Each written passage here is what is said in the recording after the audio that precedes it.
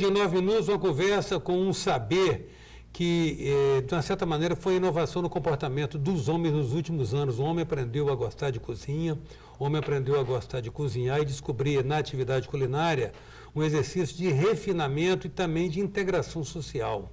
Eu estou falando isso tudo para justificar, inclusive, a importância do nosso convidado, que é nada mais, nada menos que o chefe Alessandro Heller, com quem nós vamos passar a conversar agora. Não é por aí, Alessandro? O homem descobriu que cozinhar é coisa de bacana, coisa assim, tem um refinamento na cozinha, em saber preparar a comida, né? De fato, isso mudou bastante ao longo desses últimos 10 anos e as pessoas aprenderam a apreciar de uma forma, podemos dizer assim, mais lúdica a cozinha, sem deixar que seja aquela coisa de lado, braçal, mas ser uma coisa que muito mais ligada ao prazer do que à simples alimentação. Então, ou seja, mudou muito, inclusive, em relação ao seu início na atividade, né? Sem dúvida, sem dúvida. Você certamente deve ter rompido algum preconceito. Eu comecei já tem 15 anos, né, que eu estou trabalhando na cozinha e o início foi bem complicado, né? Assim, a gente, na minha época, quando a gente começou a fazer curso de gastronomia, fazer curso de culinária, fazer algum curso na área, tinha um certo preconceito, né? Uma coisa boba que existia. Eu acho que isso mudou bastante ao longo desses anos e hoje todo mundo quer fazer gastronomia, né? Todo mundo quer estudar, quer aprender um pouco mais sobre o universo gastronômico, sobre vinhos, sobre cervejas especiais. Então, harmonizações, né? Então, a cozinha ficou cult, né? Então, isso para mim é muito bacana. Tá interessante, como você observou antes, não se trata apenas de produzir, de fazer um bom prato, é também todo o processo. O processo, e nesse processo, quando é feito em conjunto, tem um caráter de integração das pessoas, né? A cozinha, ela aproxima as pessoas, né, muito facilmente, né? Eu dou aula no curso superior de gastronomia há mais de 10 anos e eu vejo isso, né? Assim, você pega uma turma que é cheia de gente de idades diferentes, 16 anos, 20 anos, 70 anos no meio, com pessoas formadas, médicos, advogados, né, juízes, gente de tudo quanto é área se juntam para estudar gastronomia e você vê que com 15 dias está todo mundo irmão, né? Todo mundo se integrou, todo mundo... Porque comer junto, sentar à mesa, preparar o alimento junto é o que aproxima de fato as pessoas. Não é à toa que o espaço mais gostoso das residências são as cozinhas. São as cozinhas. No seu caso, Alessandro, foi acidente ou vocação? Assim, eu iniciei assim, de uma forma... eu caí dentro da cozinha de uma forma profissional em função de uma sociedade que eu iniciei com meu sogro, também com meus cunhados. Mas o meu início na cozinha, de fato, foi bem atrás, né? Eu tinha um avô meu avô era filho de alemães e eu tinha uma condição financeira muito desfavorável, era muito pobre, né? E meu avô tinha uma condição melhor e ele morava numa casa que era como se fosse um sítio, né? Ele criava, então, coelho, criava pato, marreco, leitão. E eu via ele criando, ele ajudava a alimentar, e automaticamente ajudava também aprendi a matar, aprendi a desossar, a preparar os cortes, a fazer linguiça, a fazer os defumados, tudo isso no fogão a lenha e na cozinha do meu avô. Então isso desde criança eu aprendi isso, né, naturalmente. Isso ficou guardado na memória e quando eu fui crescendo, logo quando eu era adolescente, eu era aquele que organizava churrascos, que gostava de estar ali à frente da cozinha no churrasco, a preparar as coisas. Minha mãe quase que enlouquecia, né, com isso tudo. E depois, mais para frente, eu fiz uma faculdade de ciências contábeis, comecei a trabalhar na área, mas o local onde eu trabalhava houve uma mudança, eu acabei perdendo esse emprego e caí, de fato, na cozinha. E acho que foi a melhor coisa da minha vida, quando em 98 eu comecei a ingressar profissionalmente na culinária, que foi juntamente com o meu sogro e também com meus cunhados. Então, aí a experimentação é da essência da cozinha, né? Eu acho que a memória gustativa, né, que é exatamente essa experimentação, né, ela é que faz a diferença para você, né? Como é que você vai falar que você gosta de comer trufa se você nunca comeu trufa, né? Como é que você vai pensar em criar um prato com trufa se você nunca comeu uma trufa? Né? Então, assim, como é que você vai... Vamos falar de uma erva, uma azedinha, por exemplo. Você nunca provou uma azedinha, como é que você vai fazer um risoto com uma azedinha, camarão, você nunca provou azedinha. Então, essa experimentação, essa memória gustativa, que ela é construída ao longo de toda a nossa vida, ela faz, de fato, a diferença para aquele que gosta de cozinhar, né? Você aprende a combinar bem os ingredientes quando você conhece os ingredientes, né? Então, por isso que a gente sempre orienta, né? As pessoas, quando começam na culinária, vá para a feira, né? Vai para a feira, Você tem que aprender a frequentar a feira. Ele tem que ser aquele que não é aquele que passa e vai direto no pastel e come o pastel. Não é simplesmente isso, né? É você ir parar na barraca de erva, experimentar, cheirar, provar, conhecer. Eu nunca experimentei uma alfavaca, eu nunca experimentei uma sálvia.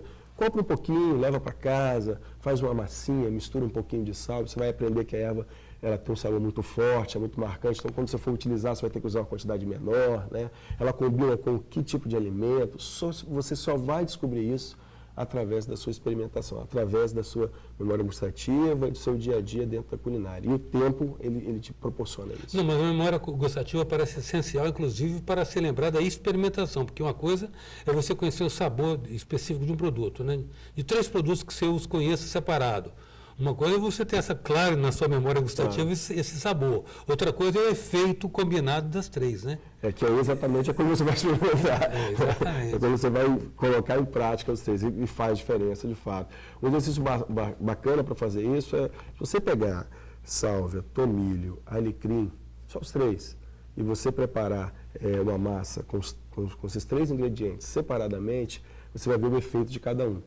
E se você misturar, aí exatamente você vai ter essa experiência que você está falando aí. Uhum. Você vai ver que potência que vai proporcionar nessa mistura cada um dos ingredientes. Então, isso é bacana de você experimentar, né? A gente faz umas brincadeiras, às vezes, com os alunos, uma experimentação às cegas, e às vezes, um simples ingrediente você não consegue identificar, né? Então, quando você, de fato, a repetição, ela proporciona você ter mais segurança para poder fazer esse tipo de combinações. E o tempo ajuda nisso. Alessandro, você está tripulando o Sabor a Bordo há 10 anos, né? Aqui na casa. Ano que vem a gente faz 10 anos, né? Eu já fiz 9 anos e a gente está caminhando aí para 10 anos aqui na casa, já tem bastante tempo. Aí você já, inclusive, abriu experimentação em outra área, né? Que é trazer a sua culinária para o meio de massa, meio de comunicação de massa, né? Isso foi uma grande experiência, né? Porque assim, ao longo desses 10 anos eu pude viajar aí por 9 países com o programa. Então deu para a gente conhecer bastante sobre produção de queijos, de massas, de vinhos.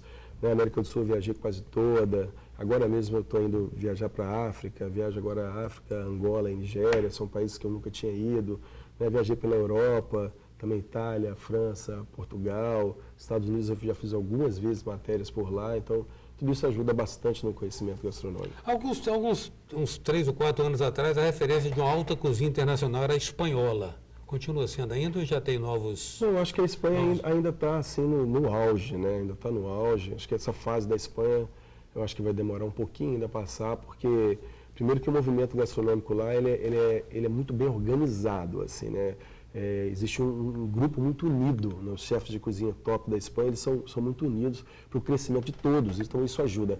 Aquela disputa, às vezes, por estrela, né? Por quem é o maior, né? Acho que aconteceu na França, na Itália, a Espanha soube administrar um pouquinho melhor esse ego e isso desenvolveu bastante, mas o Brasil está aí, né? Acho que o Brasil vai ser a bola da vez, né? O Peru também despontou agora, recentemente, com a culinária peruana, comandada pelo chefe Gastão Acúrio, que é um grande representante da cozinha peruana. Ele faz um festival gastronômico lá chamado Mistura. Eu tive a oportunidade de gravar lá para o Sabor a Bordo há 2 anos atrás no festival. Onde, em Lima? Em Lima. Passa 150 mil pessoas num festival gastronômico, que é uma loucura, né? Ou seja, o quanto que a gastronomia também é um atrativo turístico maravilhoso, Sem dúvida, movimenta gente do país inteiro, né? Então, é muito legal mostrando seus produtos, mostrando a sua gastronomia, né? E uma coisa bacana no Peru, que é o orgulho, né, da gastronomia peruana. As pessoas têm orgulho de falar que a gastronomia peruana, do ceviche, né, do pisco, né, das misturas que tem lá, das batatas.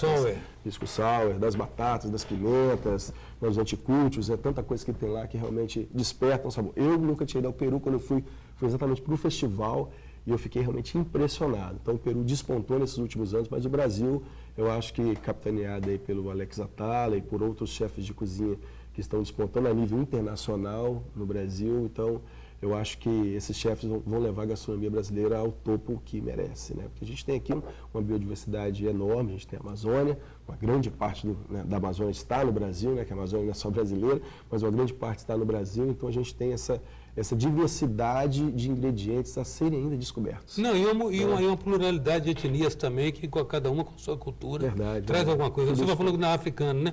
Quanto da cozinha africana nós já temos aqui, verdade, né? Verdade. Assim, o Brasil é aquela coisa, você vai no sul é um Brasil, você vai no Nordeste é outro, você vai no Centro-Oeste é outro Brasil, então essa diversidade eu acho que encanta de fato. Agora, reduzindo ao elementar, o cozinheiro. Eu estou falando agora, né, porque essa profissão está redimida, né? Ele trabalha o quê? Com a intensidade do fogo e com a duração de exposição do alimento no fogo? Sem dúvida, acho que esse é um grande segredo. É isso. É um grande segredo. Além dele conhecer os ingredientes, dele experimentar, ele tem que entender de calor, né, da temperatura e de tempo de cocção, né, de tempo de preparo do alimento, né? Que é isso que faz a diferença, né? Você come um legume num lugar, ele é de um jeito, você come em outro lugar, é de outro. Por que tem aquela crocância? Por que tem aquele sabor a mais? São diversas etapas até chegar ali, mas no processo de cozimento, se você conhece temperatura e tempo de cozimento, você vai sem dúvida fazer a diferença. Você tem preferência entre uma cozinha clássica e a cozinha regional?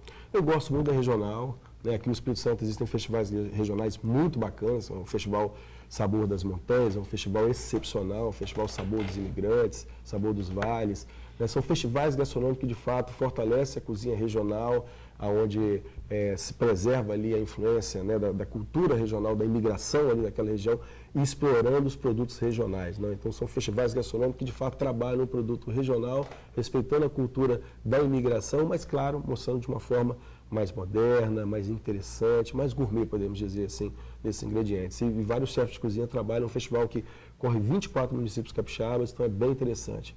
É um trabalho aí feito pelo Governo do Estado, pela Secretaria de Turismo, que é bacana, eu acho que vale a pena destacar. A peça de resistência da culinária nossa, a despeito dessa diversidade que existe aqui também, né, o Espírito Santo também é um panteão de etnias muito interessante, mas a nossa peça de resistência é a moqueca. A moqueca comporta inovações nos ingredientes? Eu acho que a moqueca capixaba não. Eu acho que a moqueca capixaba tem que ser preservada. Bem tombado, bem material, a panela, né, e o preparo da moqueca, eu acho que tem que ser preservado, né? Até porque, eu vou te falar a verdade, eu viajo bastante o mundo aí, em 2013 eu estive em 5 países fazendo moqueca capixaba. Em 5 países fazendo moqueca capixaba. Na receita clássica, sem água, na receita clássica, tradicional, na panela de barro.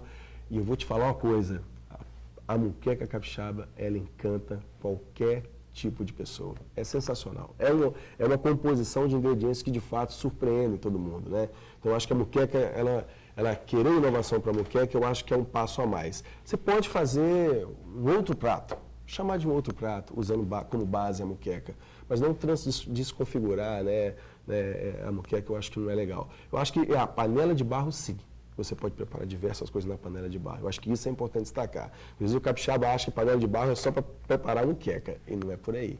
Na panela de barro você pode preparar inúmeras receitas, né? Então, mas a moqueca, eu acho que a instituição moqueca, ela tem que ser preservada. Alessandro, agradeço muito, a gente se congratula, inclusive, com o seu tempo de exposição no ar, com o Sabor a Bordo, um programa vencedor, e a gente agradece muito a sua presença aqui. Eu agradeço o carinho, obrigado o convite, né? É um prazer estar aqui com você, Eustáquio. Assim, a gente é da casa, a gente se encontra por aí pelos corredores e tudo mais, mas estar aqui na sua presença e participar do programa, sem dúvida, foi uma honra para mim. Uma alegria para mim. E nós vimos a presença do chefe Alessandro Heller. Até já.